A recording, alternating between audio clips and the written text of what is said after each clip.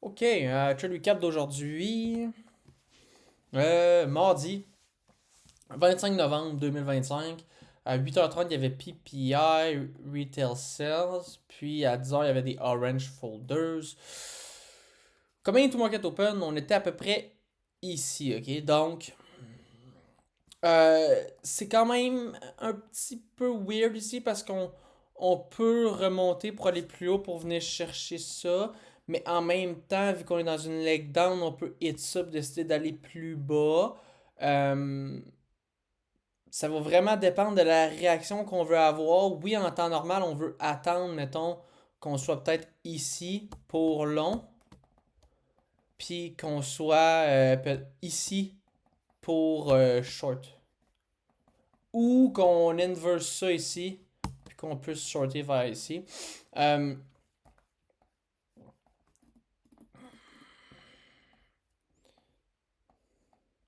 Fac, on a London Low, on a News High, on a London High, on a Asia High, puis on a aussi Previous Day High. On a quand même des beaux targets. Moi, je suis très prêt à avoir le prix venir sweep London Low, avoir une réaction plus haut, puis aller target tous ces beaux targets-là. Si on n'a aucune réaction, qu'on s'en va direct chercher ça, je vais prendre pour acquis qu'on veut aller ici. Je vais peut-être wait pour une continuation plus haut là-dedans, mais ça va être tough. Je ne shortera pas parce qu'on est rendu beaucoup trop haut pour shorter.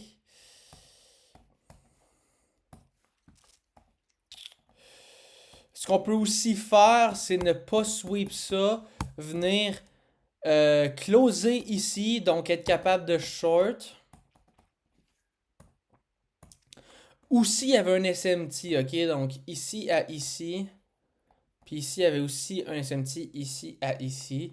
Fait que je peux voir le prix remonter, mettons ici, puis direct aller plus haut. Um, En fait, coming into market open sur IS, on était ici. Donc, je m'étais dit, ok, si on sweep ça, puis on sweep de quoi ici, ben, premièrement, on va avoir un deuxième SMT parce que ça va être comme ici, 6,50, 6,50. Il va y avoir comme un deuxième SMT. Je vais vouloir rentrer, mais seulement en voyant ce 5 minutes inverse là. Fait que tu sais, on était quand même bullish là. C'est ça. Donc, qu'est-ce qui se passe dans le fond? C'est que à 10 heures, en fait, on vient chercher vraiment plus bas. Donc, on vient chercher le deuxième gap, ce gap-là, puis pas de gap sur 15 minutes par contre. Euh, mais, puis on réagit direct. Puis là, on close à 10 heures ici. Donc, à 10 heures, ça fait cette candle-là. En ce moment, là, il faut être bullish. Il faut être bullish. Vraiment une autant belle réaction dans un 1 heure puis dans un 4 heures avec des beaux targets en haut. Faut prendre pour acquis qu'on veut venir chercher ça. Même si on est dans un downturn, ok? Euh, Ici, malheureusement, à 10 heures, on ne close pas le 5 minutes gap. Je l'aurais pris si on aurait closé le 5 minutes gap. Mais là, qu'est-ce qui se passe? C'est que, dans le fond, on crée un gap de 15 minutes. Moi, ça me dérange pas. Si cette candle-là, elle aurait été bullish, elle aurait fini ici, ouais, j'aurais long dans le 15 minutes gap, je m'en fous. Trop belle réaction, trop beau target, I have to do it. OK? Mais là, finalement, pas de réaction. Mais là, je me dis, oh, il y a un 5 minutes. Si je vois une réaction dans 5 minutes, je suis down de long jusqu'aux 15 minutes on fill, right? Mais, pas de réaction sur le 5 minutes. Par contre, il y a une réaction sur le 3 minutes. C'est ça que Blake va prendre. Réaction sur le 3 minutes, mon 15 minutes qui est on field ici. Moi, je rentre sur le 1 minute. Ouais, je rentre genre ici, pack. Lui, c'est son genre de trade. Ben, lui, c'est son genre de trade. C'est le trade qu'il a pris, mais c'est pas son genre de trade. Parce que ça aurait dû réagir dans le 5 minutes et non dans le 3 minutes. Mais je comprends, il y a eu comme une discrétion. Tu sais, parce qu'il a toujours dit, c'est key level, c'est euh, c'est des 5 minutes minimum. Et là, il prend un 3 minutes. Par contre, si ça aurait réagi là-dedans, les deux, on aurait été in en long pour le, 5 pour le 15 minutes. Unfilled. Alors donc là, qu'est-ce qui se passe? Chop, chop, chop. Et puis, il arrive 10h45, puis on inverse sur le 15 minutes. Puis moi, je sais que c'est une inversion sur le 15 minutes. C'est pas d'habitude ce que je prends, mais j'aime trop la réaction ici, puis j'aime trop les ça ici. Fait que je me dis, ben c'est quand même une mechanical model. C'est juste une inversion sur le 15 minutes. C'est très haut, là, mais d'habitude, c'est 5 minutes max. Mais on est in quand même. On avait un 1 pour 1. Ah non, c'est pas vrai, j'avais un point 75 ici. Ouais, c'est ça. Puis je m'étais dit, je vais risquer 2000. Puis ici, je vais avoir 1500. Puis c'est ça, ça va être chill pour mon éval. Là, je vois le drawdown. Je suis comme, ok, mais je suis toujours très confiant qu'on reviendra pas là. Puis là, dans le fond, mon break-even. Ok. Il y en a quand même beaucoup. Il y a premièrement, en fait, il y a News Eye. Non. Il y a New York Eye qui est ici, qui tombe dans un 15 minutes, qui est un 15 minutes intermediate. Puis il y a aussi cette 5 minutes-là, intermediate. Moi, je suis break-even ici, ok? Pourquoi? Parce que c'est quand même un bon point de liquidité si on veut shutdown. Qu'est-ce qui se passe? Quand ça hit, je suis break-even, je me fais stop, ça s'en va TP, ok?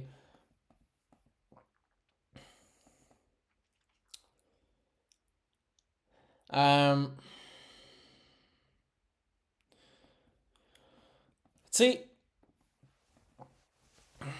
c'est sûr que, sachant qu'il y a un 15 minutes gap ici,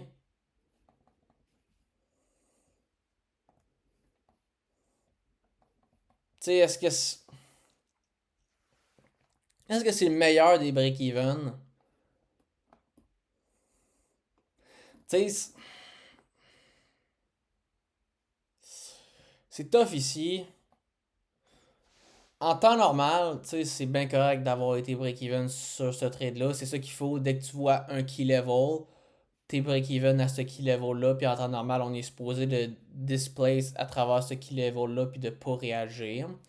Mais là, par contre, est-ce que j'aurais pu être un peu discretionary puis dire, ben garde, écoute, il est beaucoup trop proche. C'est beaucoup trop proche comme break-even. On pourrait.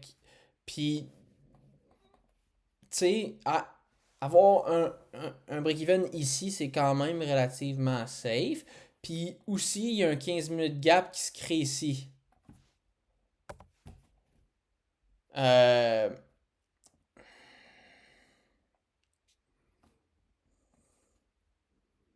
fait on aurait pu se dire, ben garde, je vais pas aller break-even là, je vais aller break-even un peu plus haut.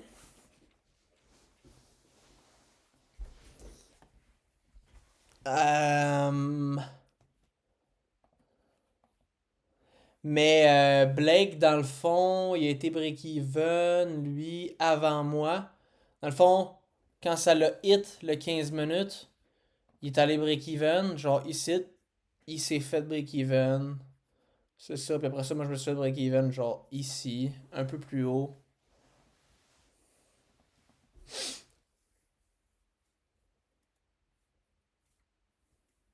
Tu sais, je pensais comme un peu à ça, genre, pendant que j'étais dans la bus, puis je me disais, tu sais, oui, je comprends, c'est un bon point pour être break-even, mais genre, on se dit, si on est pour rester bullish, faut que j'y donne une chance, tu sais. Il y a un gap qui est là. On peut 100% réagir. Tu sais, genre, mettons qu'on s'en va à. Tu sais, une stop loss, c'est quand ça s'en va là, le trade est plus. Genre, l'idée du trade est plus bon. Quand mon TP, il est placé, il est toujours à une place de liquidité. Ben, quand c'est quand on voit un key level qui se fait hit puis qu'on est en profit, pourquoi on s'en va break even? Mettons qu'on met pas de trade, ok? Mettons qu'on met pas de trade, ok? On hit ce key level là. En temps normal, c'est où est-ce qu'on deviendrait bearish? Ben, c'est ici, quand on inverse le 15 minutes. Ah, good! Mais là, parce qu'on est comme dans un trade puis qu'on veut protéger notre capital, on veut comme pas perdre de l'argent, on va aller break-even. Le problème, c'est que quand on fait ça, des fois, on va être dans des 5 minutes puis 15 minutes gap, puis on hit ça, on se break-even, puis ça s'en va TP après. Mais tu sais, Blake et Pally font tout le temps ça. Dès qu'il y a un clever, on lui se met break-even. Mais genre, je me dis, ben dès qu'il y a un key level, s'il n'y a pas de gap, ouais, ok, on est supposé de displacement, je vais aller break-even, mais peut-être que s'il y a un gap, je peux lui donner du lousse. Ça peut être wack faire ça, ben j'ai jamais vu Blake et Paddy faire ça. Ou ce que je pourrais faire, c'est, ok, je sais qu'il y a un gap là, je vais aller break-even ici, à place ici.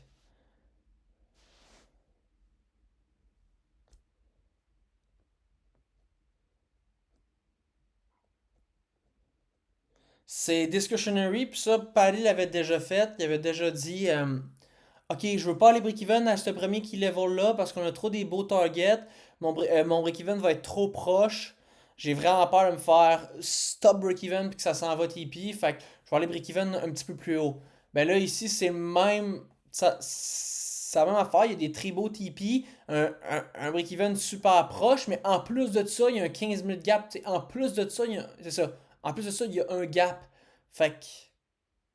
je- avec de la discrétion, c'est peut-être pas un break-even.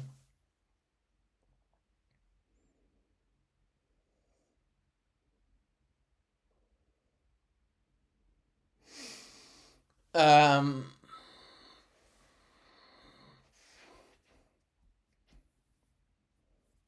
mais il y avait aussi sur NQ. Dans le fond, sur MNQ, il n'y a pas de gap qui s'est créé ici, mais sur NQ, il y avait un gap qui s'est créé ici. Fait que c'était aussi comme un petit peu plus scary encore. Fait qu'on avait 9h30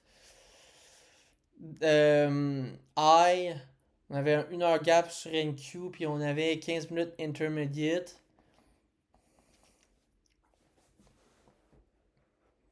Tu sais,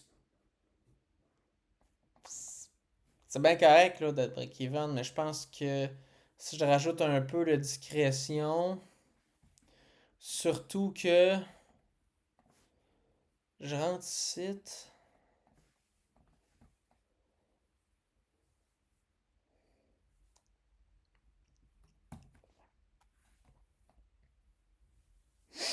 Ouais, il y a aussi cette 5 minutes gap-là. Ouais, tu sais, il y a cette 15 minutes-là. Puis aussi cette 5 minutes-là. C'est vraiment supposé être le dernier point. Si on inverse ça, là, je vois le prix aller plus bas.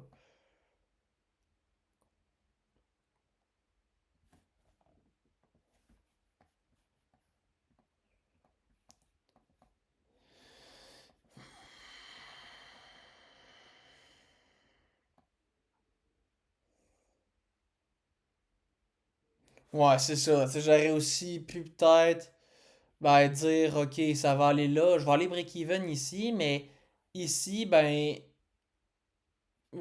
je vais trail pareil. Genre, moi, trailer genre ici, mettons. Pour avoir ça, puis ça de mon bord. Parce que c'est vrai, tu sais, je prends le trade, on est bullish, en temps normal, on est supposé de respecter des gaps. Fait que je pense que ça va être à voir. Tu sais,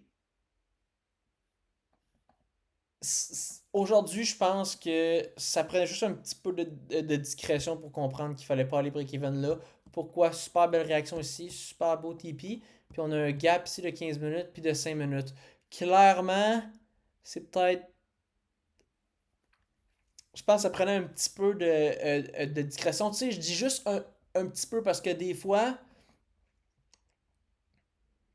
Tu sais, ne pas être break-even puis attendre pour le prochain key level. Des fois, ça peut demander vraiment plus de discrétion si, genre, le setup est pas autant beau, tu sais.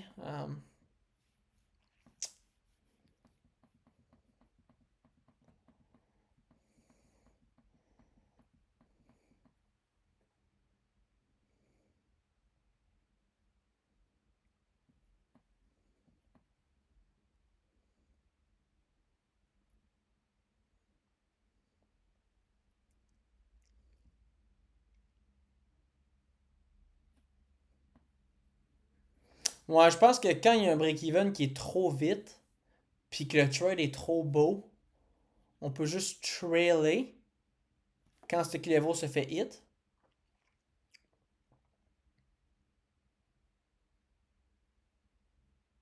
Puis quand on voit le prochain key level se faire hit, là, on s'en va break-even. Il y a moyen de moyenner avec de la discrétion, tu sais. Mais Paddy, donc c'est ça. Donc Paddy, pas de story, rien. Blake, ça fait break-even aussi comme moi. Mais lui, ça fait break-even ici.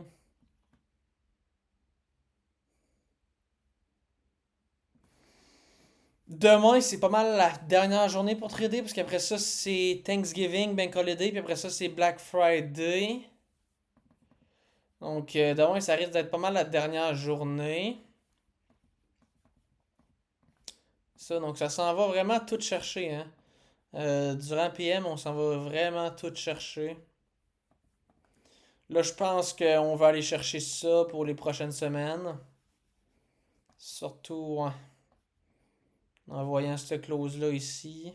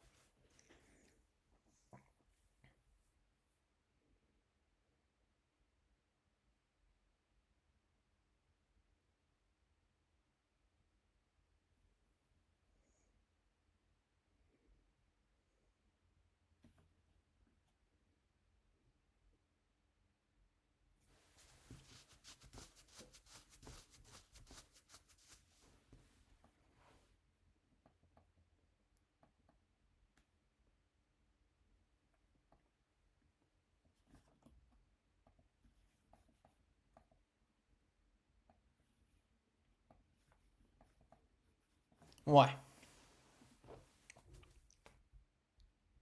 Je remarque aussi que souvent, là, quand je rentre dans des mecs, des fois, je commence le trade, puis il y a direct une correction. Comme après le displacement, à travers un gap, il y a toujours genre.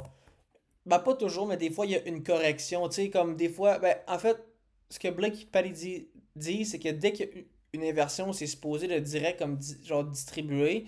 Mais genre. Des fois, c'est pas vraiment ça que je remarque. Genre, il y a une inversion, après ça, on est en drawdown pour aller retest, puis après ça, on monte. Mais là, je me dis, je devrais-tu être pour le retest? Mais tu sais, c'est clairement, là, c'est une autre strat, là. C'est complètement différent, là. C'est plus une mechanical model, là, si je fais ça, mais.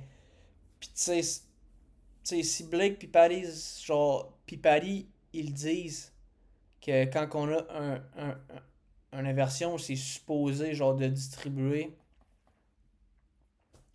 Mais tu sais, je vais pas faire mon monsieur je sais tout puis d'essayer de changer pour toujours wait pour le retest. Parce que c'est ça, si on est vraiment bullish, on est supposé souvent de pas retest, de juste complètement claquer les TP.